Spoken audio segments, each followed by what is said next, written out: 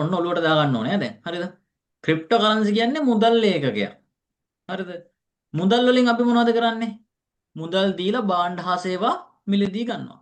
ඉතින් මෙන්න මේ ක්‍රිප්ටෝ කරන්සි මුදල් ඒකකයක් වන නිසා හරිද? මෙන්න මේ ක්‍රිප්ටෝ කරන්සි ක්‍රිප්ටෝ කරන්සි වලින් ගෙවීම් කරලා අපිට භාණ්ඩ හා සේවා මිලදී ගන්න පුළුවන්. හරිද? ක්‍රිප්ටෝ කරන්සි වලින් පේමන්ට් එක කරලා භාණ්ඩ හා සේවා මිලදී ගන්න පුළුවන්. හැබැයි මෙන්න මේ ක්‍රිප්ටෝ කරන්සි සහ අපි එදිනදා පාවිච්චි කරන ඔය සාමාන්‍ය මුදල් වලට මුදල් අතර පොඩි වෙනසක් තියෙනවා. ක්‍රිප්ටෝ කරන්සි සහ අපි එදිනදා පාවිච්චි කරන මුදල් අතර පොඩි වෙනසක් තියෙනවා. ඒ තමා ක්‍රිප්ටෝ කරන්සි කියන දේ ඔයාට කීරොත් අතින් අල්ලන්න පුළුවන් දෙයක් නෙවෙයි. ඒක අතත්‍යයි. ඒක වර්චුවල්. හරිද? වර්චුවල් කරන්සියක්. හරිද? අතත්‍ය මුදල් ඒකකයක් කියලා කියනවා. හරිද? එතකොට මෙන්න මේ ක්‍රිප්ටෝ කරන්සි ඔයාට අතෙන් අල්ලන්න බෑ.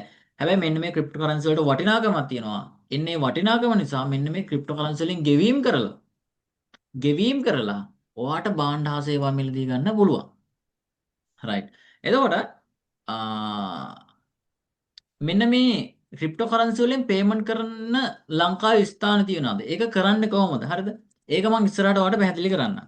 හරි. එතකොට මේ මම මේ ක්‍රිප්ටෝ කරන්සි ගැන මේ දැන් එහෙම කිව්වට හරිද මම ඔයාලට මේ පොඩි එක්සැම්පල් එකක් මතක් කරන්නම්. දැන් හිතන්න ඔයාගේ ෆෝන් එකේ data තියෙනවානේ. data වට අතෙන් අල්ලන්න පුළුවන්ද? මට කියන්නකෝ data වට අතෙන් අල්ලන්න පුළුවන්. බෑ. හැබැයි data වලට වටිනාකමක් තියනවාද? ඔයාගේ මේ වෙලාවේ ෆෝන් එකේ MB 200ක් තියෙනවා නම් MB 200ට අදාළ ඒ වටිනාකමට අදාළ ඔයාට ඉන්ටර්නෙට් යන්න පුළුවන්. සෝෂල් මීඩියා පාවිච්චි කරන්න පුළුවන්. හරිද? සෝෂල් මීඩියා පාවිච්චි කරන්න පුළුවන්. ඒ වටිනාකමට සරිලන විදියට. හරිද? හරි. ඉතින් මෙන්න මේ data වලත් මෙන්න මේ ඔයාගේ ෆෝන් එකේ තියෙන dataත් ඔයාට අතින් අල්ලන්න බෑ. හැබැයි වටිනාකමක් තියනවාද? තියෙනවා. හරිද? වටිනාකමක් තියෙන නිසා අපිට අන්තර්ජාල පහසුකම ලබා ගන්න පුළුවන්. ඒ වගේම තමයි මෙන්න මේ ක්‍රිප්ටෝ කරන්සි කියන දේ අතත්‍යයි. හැබැයි මේකට වටිනාකමක් තියෙනවා. මෙන්න මේ ක්‍රිප්ටෝ කරන්සි කියන මුදල් ඒකකයෙන් ඔයාට ගෙවීම් කරලා භාණ්ඩ හා සේවා මිලදී ගන්න පුළුවන්.